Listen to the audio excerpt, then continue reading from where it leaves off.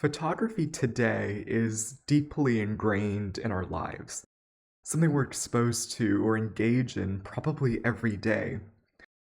Why do we take photographs?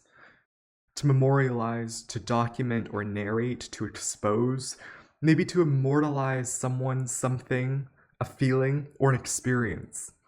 Photographs make us nostalgic, reflective. They inspire every emotion within us. We call them pictures. But in a 15th century context, the word picture applies not to photographs, but to paintings, drawings, and prints. In the last two episodes, we've seen how early 15th century artists in Florence and Flanders are rethinking and perfecting their approaches to depicting the natural world with unprecedented realism, geometric accuracy, and naturalistic detail. This episode traces the evolution of the portrait, both as an independent genre and as an artistic idea at large. Because realistic portraits were the photographs of the Renaissance. They captured someone's personality and expression such that we can still get to know them 6 centuries later. They're commemorative objects, ways to keep someone's face in your memory when they're gone, but also snapshots of life experiences. Many of the subjects, the sitters, are now nameless, but paintings offer us windows into their lives and stories. As art historians, we reconstruct those stories, and in doing so, we get to know these 15th century people. Next.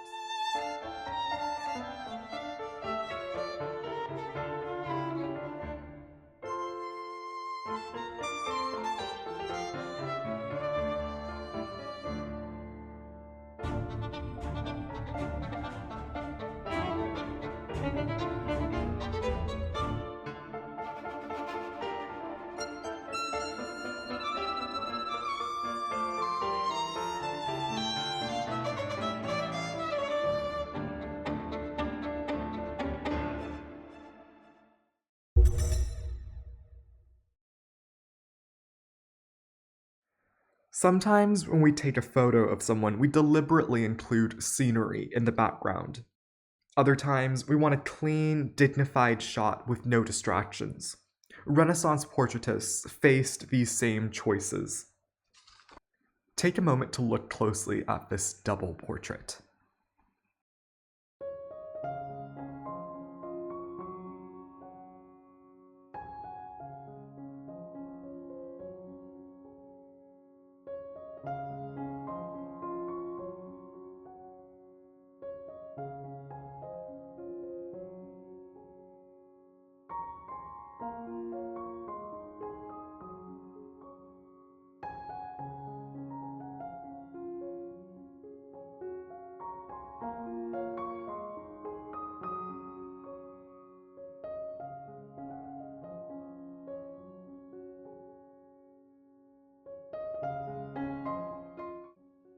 Both figures are shown in profile, or strictly from the side.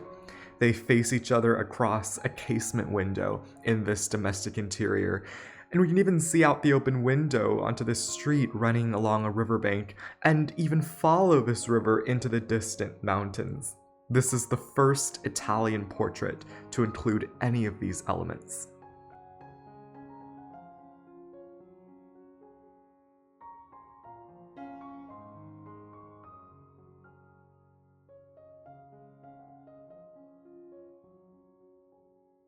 But did you notice the 4 rings on her fingers? Or the pearl-studded partial inscription, Léalta, on her sumptuous velvet robe, meaning loyalty, pointing us in the direction of a marriage or betrothal formal engagement. Or indeed, the curious gesture of the man's fingers, possibly sexual in connotation, or the coat of arms giving away his family lineage,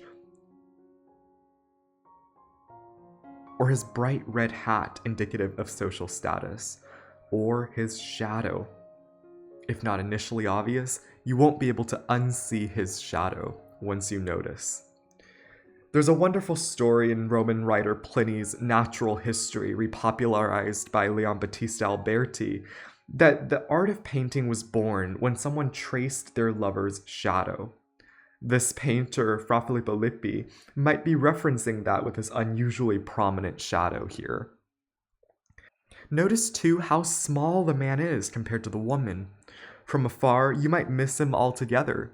Lippi foregrounds the sumptuously dressed bride, subverting traditional gender dynamics, so this portrait is really revolutionary in so many ways.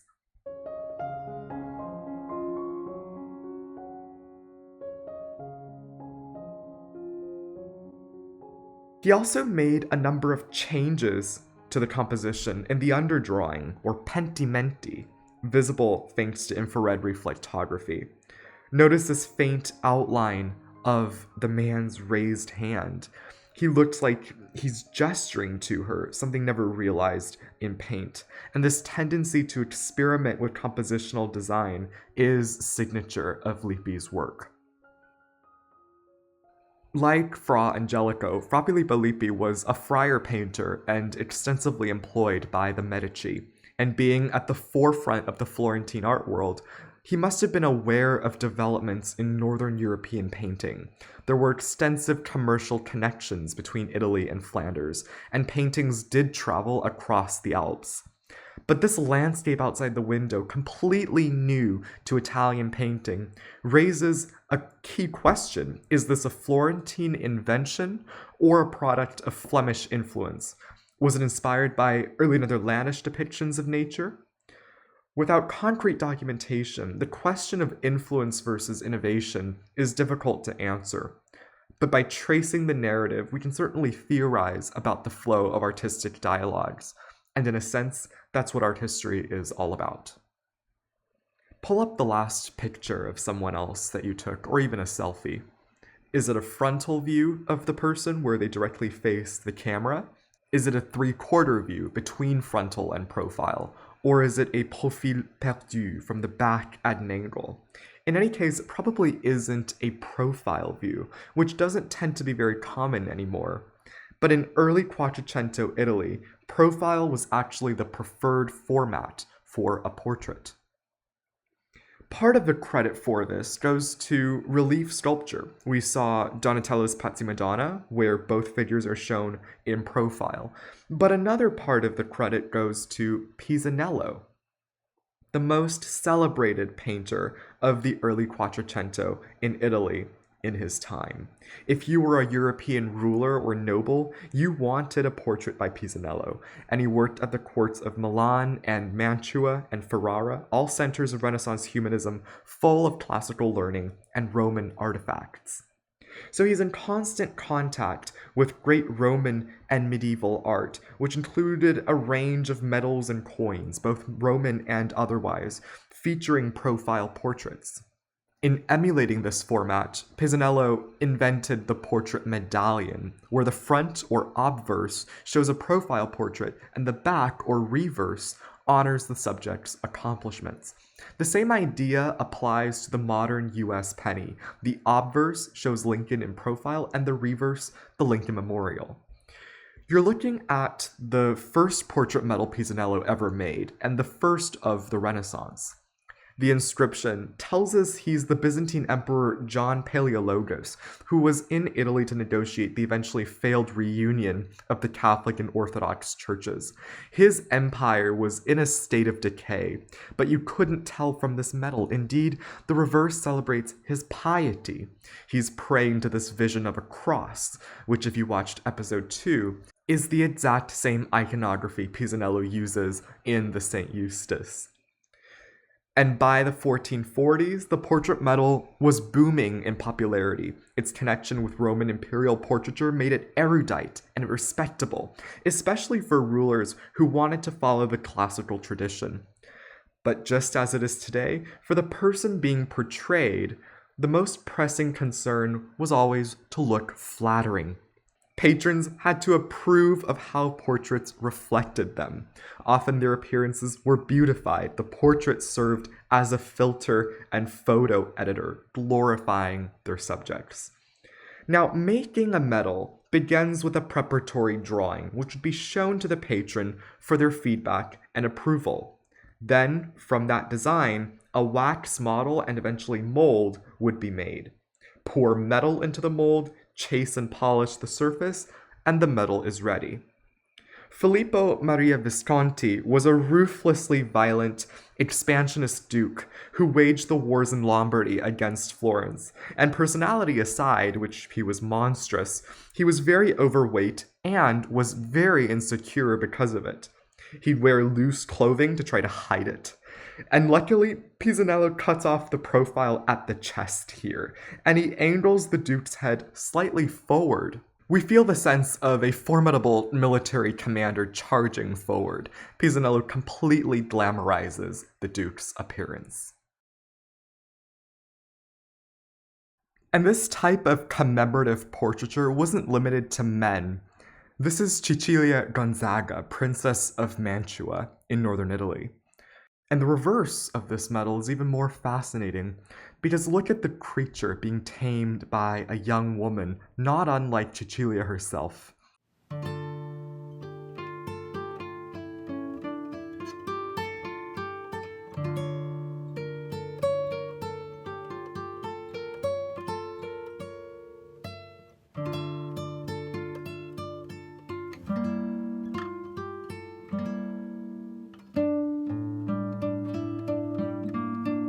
We see the maiden in profile, but also the unicorn in profile.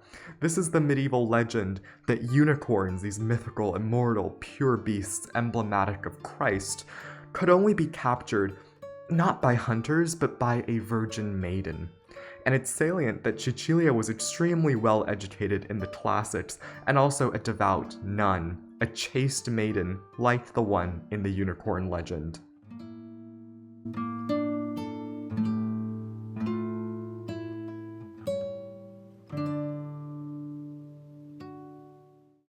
Now, one reason Cecilia chose a monastic life was to pursue her own studies and interests, free from the restrictions of married domestic life. She was an academic, but many other nuns were artists, manuscript illuminators. Indeed, they comprised the majority of 15th century European women artists. In episode 1, we saw Andrea da Castagno's Last Supper for Santa Apollonia, a community of Florentine nuns. This similarly overlooked folio is from a prayer book called a breviary. It's illuminated by a nun named Maria, a descendant of the Albizzi family that had been exiled from Florence by Cosimo de' Medici, and we know that because she tells us on a scroll that adorns her self-portrait in prayer, almost a frontal view. It's revolutionary, and it's a prominent self-portrait by a woman artist, which would have been acceptable only in her cloistered monastic environment. In most portraits, however, the identity of the sitter is unsatisfyingly unknown.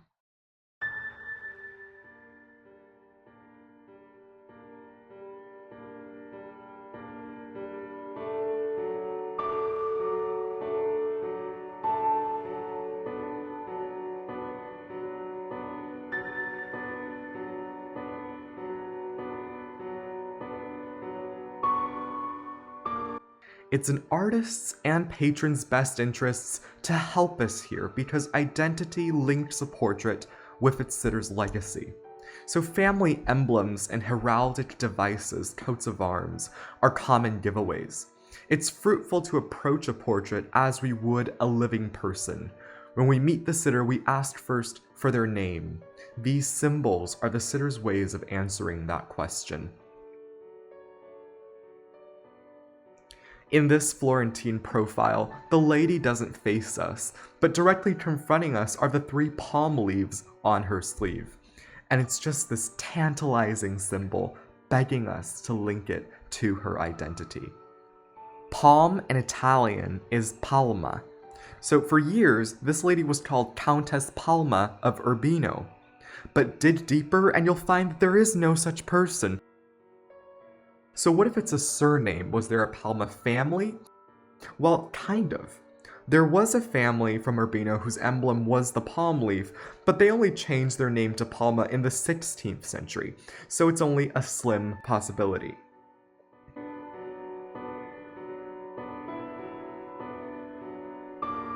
Notice her features. we're so obsessed with maintaining our hairlines today, but in the 15th century, the higher a woman's hairline, the more attractive she was. Large foreheads were fashionable, and hair plucking was a form of beautification. See how the black band, called a lenza, actually draws attention to her high hairline. There were all sorts of chemical methods to artificially recede your hairline, and indeed also various makeup recipes that involved both beneficial antioxidants and sometimes toxic whitening agents. And this artist, Baldovinetti, must have been knowledgeable of the wet-on-wet oil technique that Van Eyck had pioneered, because he attempts it here in tempera. Cross-sectional paint analysis tells us he applied paint without waiting for lower layers to dry, but the result is less shiny, less vibrant than the sheen of an oil glaze.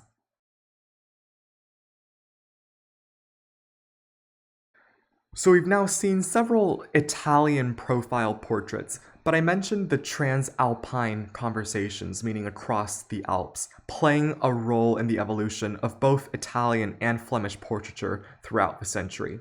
To get there, let's look at some early Netherlandish portraits and the innovations they bring. In Van Eyck's presumed self-portrait, we saw him inscribe his motto, "As I can," on the frame. And we also saw inscriptions identifying the sitter on Pisanello's medals. But sometimes they're more cryptic.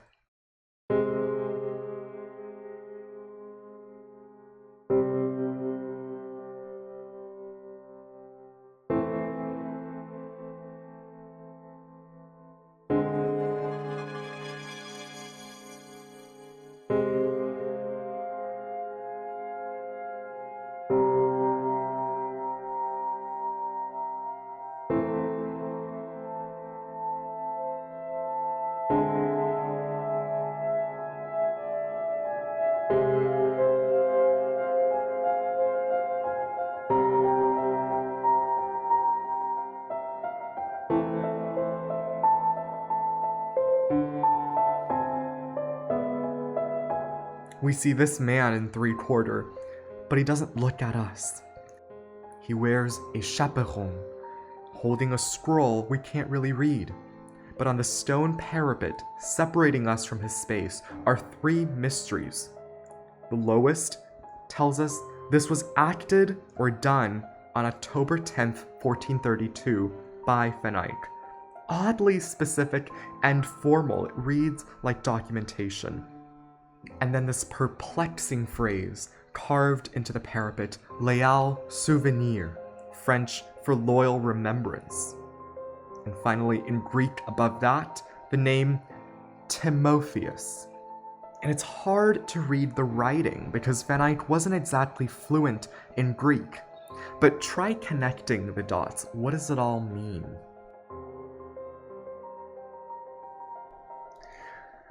There's a chance Timotheus alludes to a very well-known Greek musician of that name, implying we're looking at a musician of the Burgundian court. Some people think that the formality of the signature points instead in a legal direction, that he's a lawyer. But Léal Souvenir, in either case, suggests he's already passed on.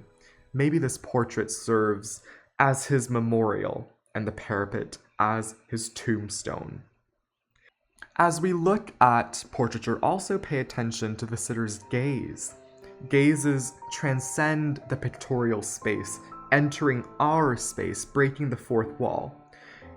Here his gaze conveys a certain emotional distance from us, a kind of aloofness, accentuated by the physical barrier that is the parapet.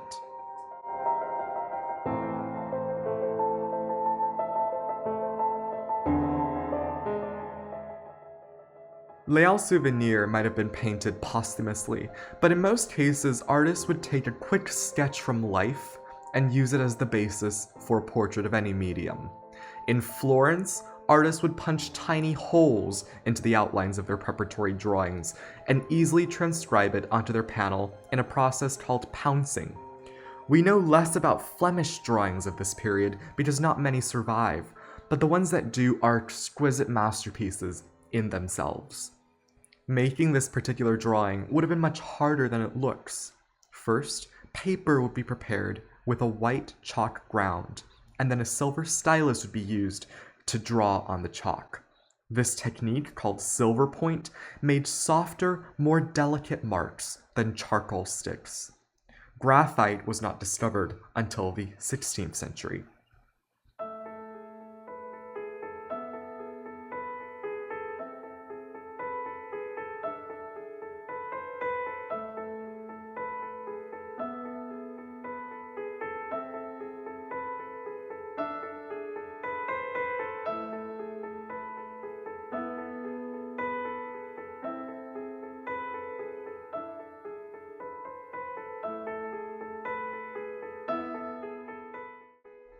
So Jan van Eyck dies in 1441. He's 51 years old.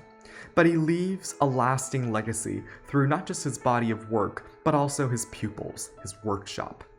His student Petrus Christus would succeed him as the leading painter in Bruges, and Petrus Christus introduces Italian linear perspective to Flanders. He may have even met with painters in Italy, and he's keen on developing three-dimensional settings in his portraits. He sets this Carthusian monk in a strongly illuminated red room. There's a further source of breaking light shining on him at an angle from the front.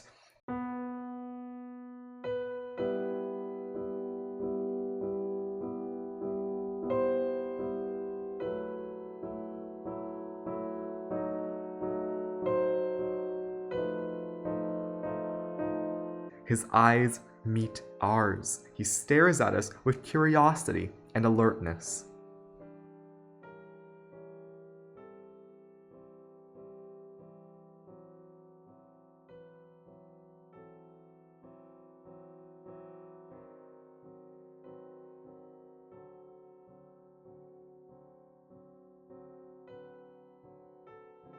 He paints an illusionistic frame at the base of the panel too, inscribed Petrus Christus made me. And there's a fly on it. This is one of the first examples of trompe l'œil, a visual device that means trick the eye.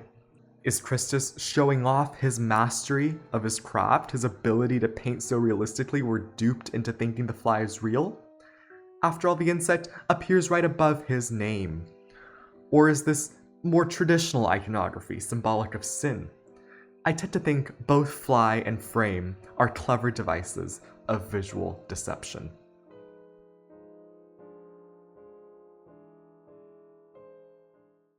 Applying his fascination with Italian linear perspective, in this portrait, Petrus Christus situates his sitter in a three-dimensional room. We can almost conjure an image of him sketching the likeness of this young girl, sitting in a room of the house whose back wall we can see. How do you feel looking into her eyes? There's a confrontational quality to her gaze. Who is she? The identity and story of the sitter now hide behind the extensive craquelure of oil paint, but we do have clues.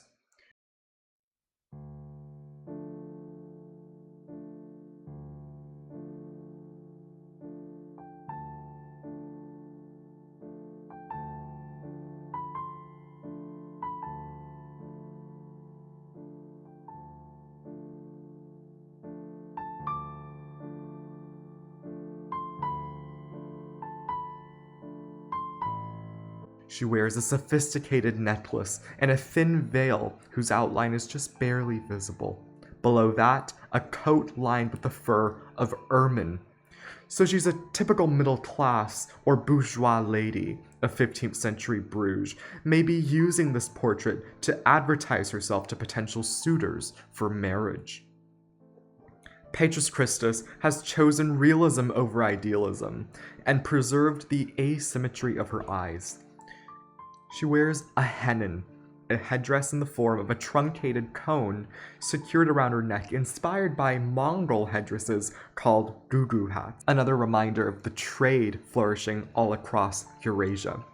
And hennins were particularly fashionable because they accentuated the verticality of the face and the size of the forehead, which was viewed as beautiful, similar to the verticality of Gothic cathedrals. She casts a shadow onto the wall behind her, but her figure is well illuminated. It's as if she's spotlit. Christus's approach to rendering light and shadow certainly reflects his training in Van Eyck's workshop. There's a sensitive contrast between the gentle shadows and the paleness of her skin. But her eyes are confidently fixated upon us. She's observant, acute. Her gaze is calm, yet deeply penetrating. It's almost unsettling. 5.5 centuries later, she continues to captivate her audience. We continue to scrutinize her just as she scrutinizes us.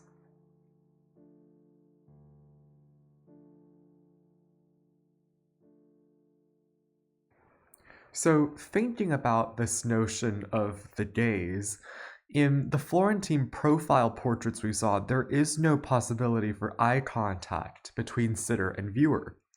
So consider how revolutionary then this Florentine portrait would have been.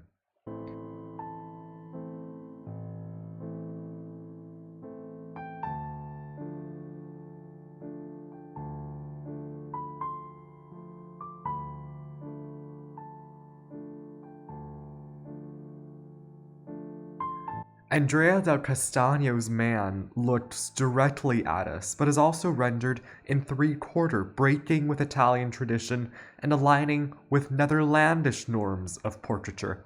And there's that question again.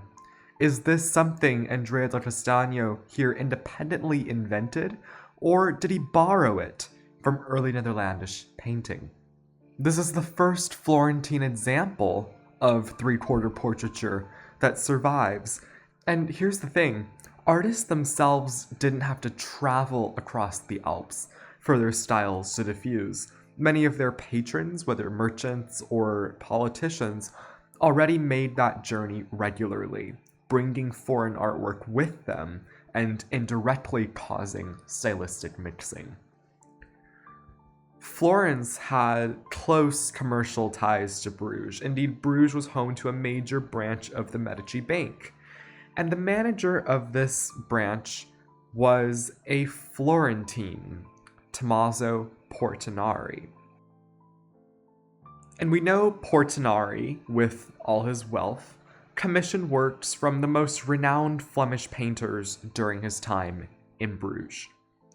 We saw Petrus Christus rise to the forefront of the Bruges art scene after the death of his master Jan van Eyck, but Christus's spotlight would be stolen in 1465 when a German-born painter, Hans Memling, settled in the city and made a splash. Memling became a sensation, instantly attracting many high-profile commissions and becoming very rich himself, and he's particularly well known for the quality of his portraiture.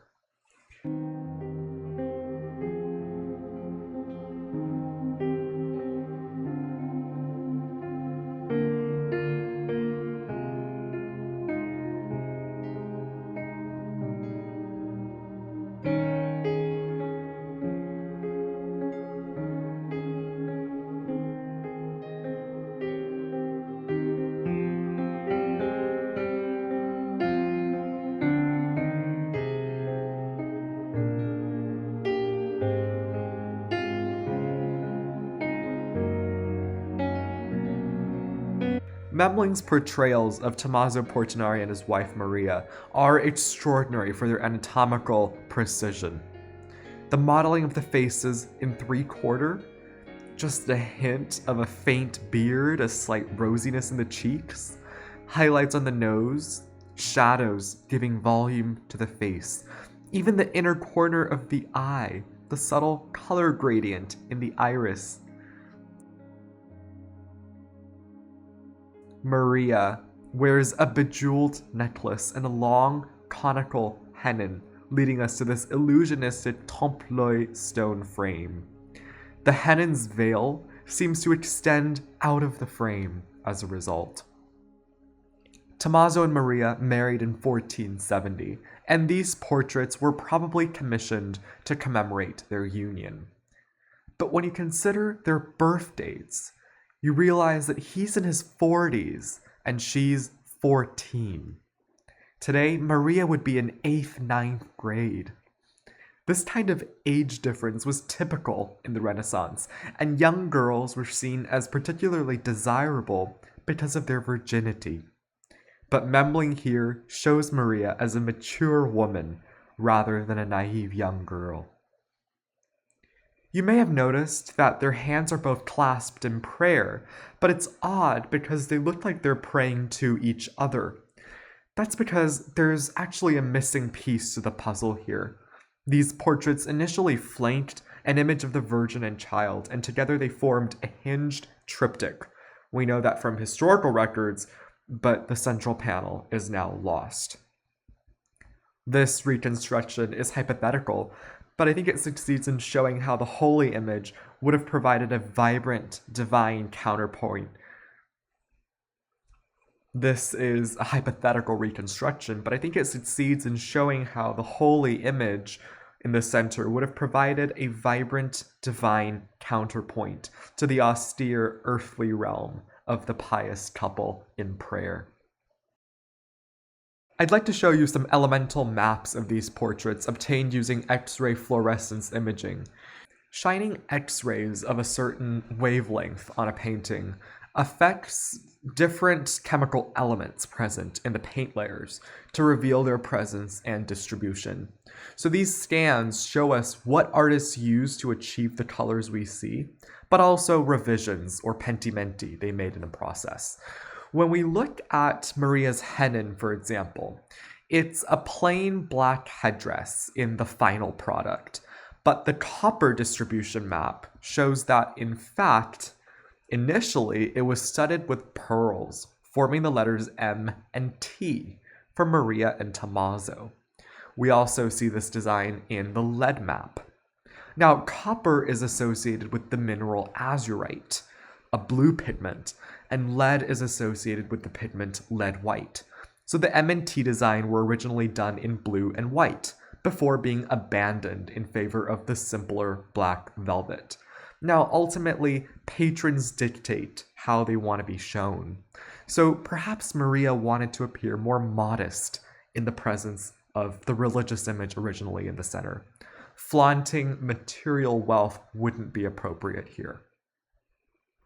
It so happens that Tommaso was descended from Fulco Portinari, who in 1288 founded a hospital in Florence, the Santa Maria Nuova, which is still operating today as the oldest hospital in the city. And it's surreal to see a modern ambulance there now.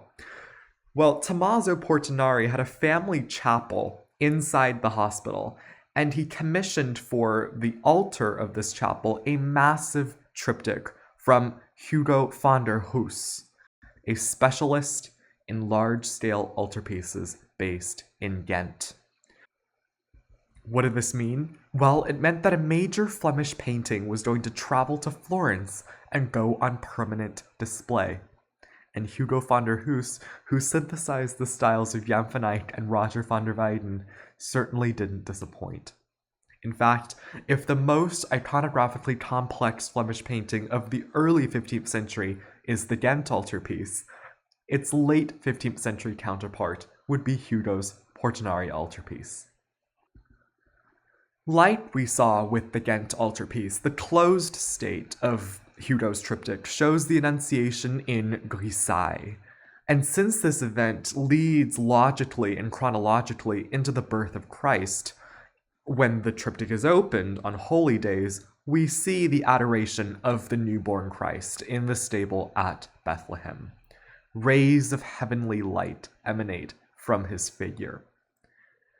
The first to arrive at the scene, even before the three magi, are three shepherds. Here, Hugo gives them astoundingly individualized faces, gestures, from piety to speechless surprise. And they've brought their agricultural tools, his straw hat. They've just come from the fields. And Hugo van der Huys is a virtuoso portraitist, both in his sensitivity to facial structure and his ability to imbue figures with a certain psychological depth. Below the shepherds are angels with lavish robes. The one closest to us has wings of peacock feathers, the eye spots alluding to the all-seeing eye of God. And he wears this cloth of gold with pomegranate motifs, a signature of Florentine weaving workshops that specialized in producing these textiles, unbelievably expensive objects. Indeed, we know Portinari was also a cloth merchant who, like Giovanni Arnolfini, imported luxury textiles into Flanders. Moving clockwise around the Christ child, we arrive at 2 vases of flowers and a bundle of wheat, consecrated as the body of Christ in the Eucharist. That wheat echoes Christ's corporeal form. Count the number of blue flowers, columbines, in the glass vase. 7, reminding us of the Virgin Mary's 7 joys, but also 7 sorrows, many relating to Christ's sacrifice. Then we see irises, symbolic of Mary's chastity, as well as 2 red lilies evoking the color of blood, again pointing to Christ's death on the cross. Notice how Hugo approaches the optics of rendering translucent glass and the shadows cast onto the ground. The ceramic vase is based on an imported Valencian type, a good reminder that Europe was interconnected with sprawling commercial networks.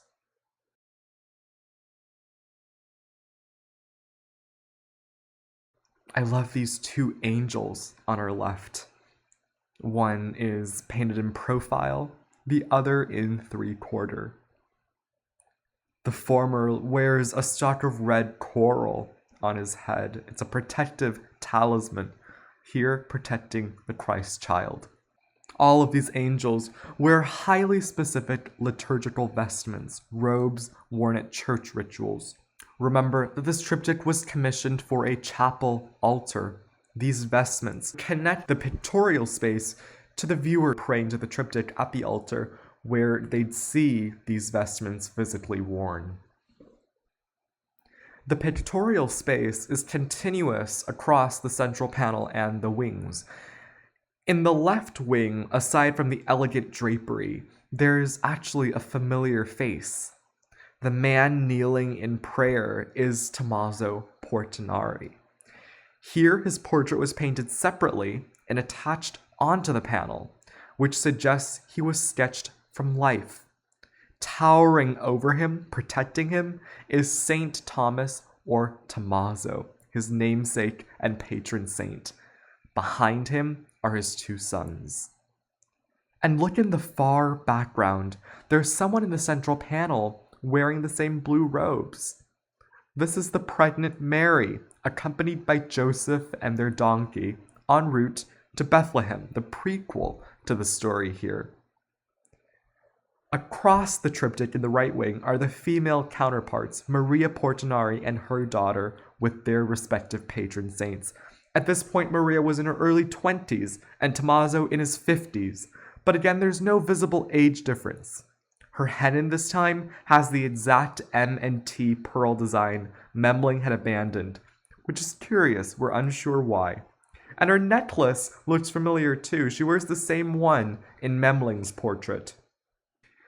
When the Portinari altarpiece arrived in Florence after a protracted journey by ship overseas, to say that it absolutely dazzled Florentine artists is an understatement. To them, Hugo's realism was not just impressive, it was thoroughly shocking. Painters were eager to emulate the Flemish technique, and before long we see Domenico Ghirlandaio, a rising star in Florence, quoting the Portinari triptych in his own adoration, but with a classical spin. Look at those Corinthian columns in the background and the Roman arch.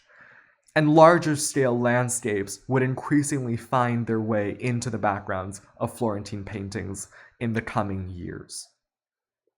And I hope you notice in each of these that painters are increasingly paying attention to the individualized faces of each figure in their composition. In a way, they're integrating portrait painting into altarpiece production. So even if we're not looking at a portrait as such, I hope you still notice how artists are approaching this question of portraying figure. The Portinari triptych may have survived intact, but many times altarpieces are split up and sold separately, and once they're scattered, it becomes a puzzle we have to piece together, and it's very difficult to do. If you're in a gallery of early Renaissance paintings, chances are many of the works hanging on the walls are fragments of now separated altarpieces. The National Gallery in London owns this pair of Memling panels. They're the wings of a triptych whose central panel was lost until the 90s, when an art historian noticed that a Virgin and Child in the Uffizi had suspiciously similar dimensions. On the wings, we see stock imagery of Saints John the Baptist and Lawrence, and although they may appear individualized here, if you look at other triptychs by Memling, you quickly realize that these are essentially copied and pasted using pouncing in Memling's extremely busy workshop. So, in fact, they're generic faces, generic images. What I really want to show you is the reverse of these wings, the outer wings.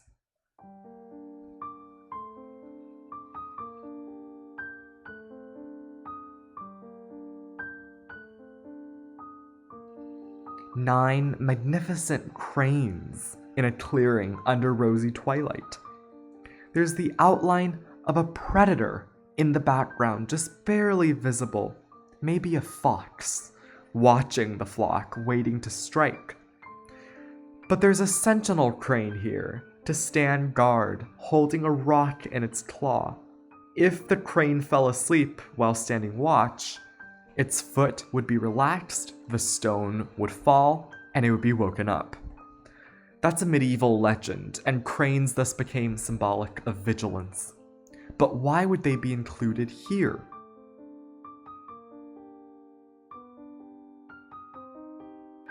Well, the coat of arms offers a prominent clue. It's been traced to the Pagagnotti family, Florentine clergymen and friends of the Medici. The crane happened to be their family emblem, so everything clicks into place. This nocturnal scene. Memling approaches these cranes much as he approaches portrait painting. The interplay of light and shadow, those careful highlights, the supple, sinuous forms of their necks form a dance across these two panels. And just like the portraits of people we saw earlier, some of these cranes are in profile, some are in 3/4, and some are even more contorted positions. So both the Portinari triptych and the Pagagnotti triptych that we just saw were exported from Bruges to Florence. But if you've ever had a lost package, you know that it's not easy for shipments to reach their destinations, especially international shipments. For a painting to reach Florence from Bruges in the Renaissance, it had to survive a harrowing voyage overseas. Overland routes were typically too mountainous to be practical. But here's the issue. There were privateers on the open seas, essentially state-sanctioned pirates or maritime mercenaries. A string of merchant towns from the Netherlands to the Baltic states had organized themselves into the Hanseatic League, this defensive association to protect their commercial interests. And in the 1470s, they waged maritime war against their competitor, England. Bottom line is, the oceans weren't safe.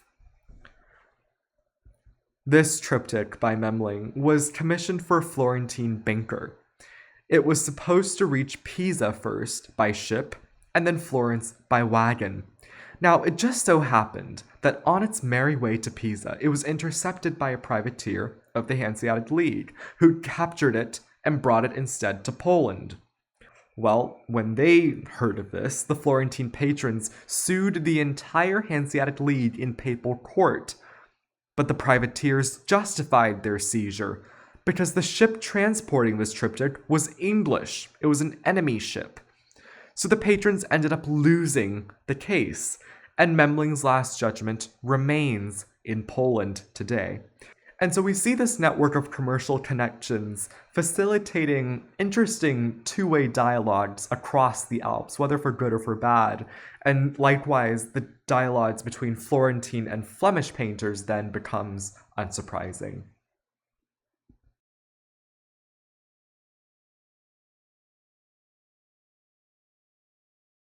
By the final decades of the 15th century, Hans Memling and Hugo van der Hoos were the stars of the show on the Flemish end. And we see one final evolution in portraiture, which is the incorporation of sweeping, open landscapes into the background. Shaky dating again makes it challenging to determine who did it first, the Florentines or the Flemish, but Memling's portraits contain open landscapes as early as 1470. This slightly later example is interesting because it shows two modes of portraiture in one. The man is in 3/4, but he holds a Roman coin with the Emperor Nero in profile.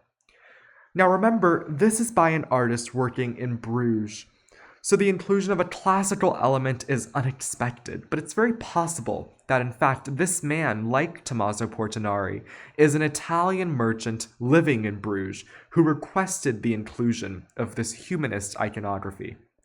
The landscape may actually provide clues to his identity. Palm trees are certainly more common in Italy than in Flanders, and the palm, the swan, even the choice of Nero might all be puns on his name, although really it's all guesswork. What's interesting is that around the same time, if not slightly earlier, Sandro Botticelli, then a rising star at the Medici court, painted a strikingly similar composition. A youth in an open landscape holding a medal of Cosimo de' Medici, who had just died and was being honored as the Pater Patriae, the father of Florence. Notice how the gilded metal actually projects out of the paint. It's modeled in a hard substance called gesso and affixed onto the panel, a technique called pastiglia, enhancing the sense of three-dimensionality, but also providing an interactive tactile element to this work. It would be touched. Perhaps Botticelli was influenced by Memling's landscapes, and then Memling was inspired by Botticelli's inclusion of a medal. Whatever the case, the similarity in design certainly points to a degree of interaction between the two, even if only through exported paintings. Now, by this point in the 1480s, the possibilities of portraiture had multiplied. Profile versus 3/4, eyes looking away versus direct gaze, black background or interior versus open landscape, the continuum of photorealism and idealization. Painters were free to mix and match. But what if you're unsatisfied with a profile portrait and you also don't want a static 3/4 view? What was the best way to deliver maximum visual impact? Well, Botticelli, as a member of a new generation of Florentine painting after Andrea del Castagno, offers one solution: the frontal view. This young man is a landmark in portraiture. He has the penetrating gaze of Petrus Christus's young girl, but now he faces us squarely, challenging us directly. We're forced to engage and return his searching gaze.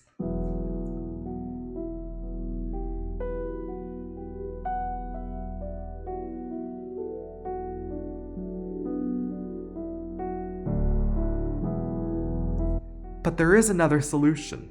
This whole time we've been tossing and turning in the realm of 2 dimensions. What about 3 dimensions? When viewing a portrait bust, we, the viewer, have the liberty of choosing the angle. If you want to switch from frontal view to 3/4, just walk 2 steps, and as we do so, we see the shadows and highlights shifting location and shape, revealing different nuances to her expression. There's a certain spontaneity to her posture, as if she's turning her head, slightly startled by our presence. Many early busts were meant to be displayed against a wall, so the back of the head would be left incomplete. This one, however, is sculpted in the round, meaning completed all around, although the back is much less detailed. But notice how her hair is tied up. It was indecent for a woman to let her hair down. Long hair tempted men, it was said. Hair tied up high also draws attention to her high forehead, which was again considered a hallmark of beauty.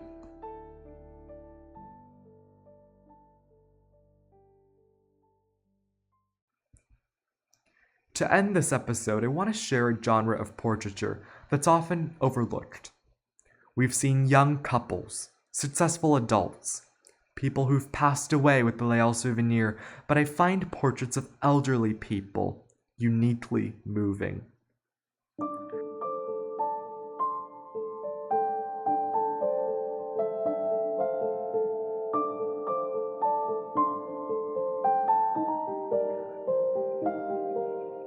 Who do you think of when you look at this couple? I'm reminded of my grandparents. To me, Memling captures such wisdom and sagacity in the intensity of his gaze. Look at the wrinkles just outside the corners of his eyes and on the bridge of his nose, the white highlights on his hair, and the hints of a gray stubble beard.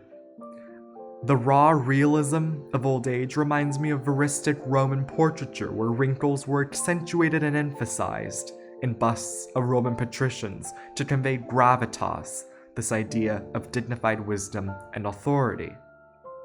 The background might initially seem black, but look again and you'll see it's bluish green. This region was painted with azurite, so originally it would have been a rich blue, but the darkened pigment, I think, actually throws his head into sharper relief. This couple seems like they're engaged in intimate conversation, if not with words, then with their eyes. They're not praying.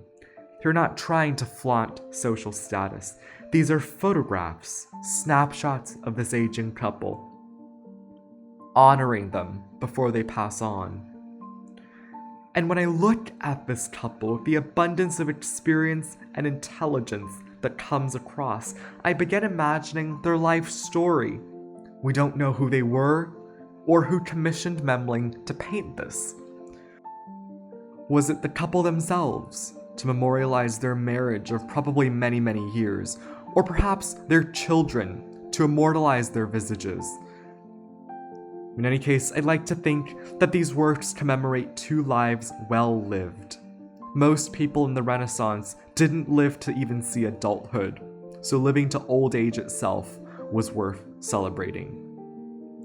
And isn't it so subtly wonderful that they live on 5 centuries later? Portraiture, photography, ensured that they weren't forgotten. We might even see ourselves or our own grandparents in them. And they've taken on new lives too. He's in New York and she's in Houston. Yes, they're now separated. And to reunite them here on the screen, up close, is quite moving. In this work, the relationship is intergenerational. A grandpa in 3/4 and his grandson in profile. You might have been drawn to the older man's nose. It's a skin condition, rhinophyma. But look beyond that and you'll see delicate white hairs. And also the dots of paint highlighting the foliage outside the window. It's beautiful, serene, and heartwarming. The Florentine painter Domenico Ghirlandaio captures this wonderful moment of intergenerational bonding forever. It reminds me of my time with my grandfather, and it urges me to cherish it.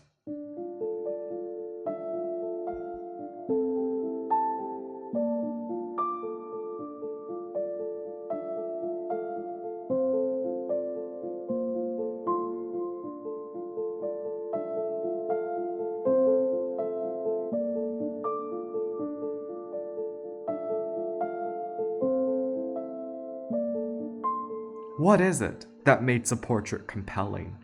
Whether Renaissance or modern, is it the angle, the degree of realism or surrealism, The emotional impact, the historical context, or simply the fact of seeing the world of a fellow human being. Getting to know them just a little bit. Getting a snapshot of their lives. Renaissance painters were asking this very question, developing the genre throughout the 15th century, in a way collaborating across the Alps to do it, whether it be productive dialogue or parallel development. And the results are extraordinary. How privileged we are today to look at and learn from these Renaissance faces.